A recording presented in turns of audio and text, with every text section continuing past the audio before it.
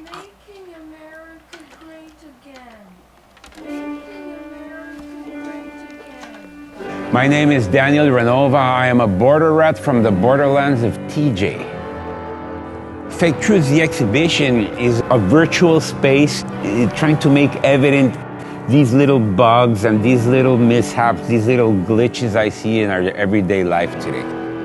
The glitches in our values, the glitches in our perception, the glitches in our way of socializing. The world isn't in bliss.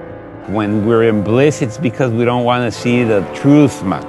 And fake truth is trying to tell us that everything's okay, while it's not. Please come down or come up to the Centro Cultural Tijuana, El Cubo, Sala 3, to visit Fake Truths, rituales justos y necesarios para la vida en el siglo XXI.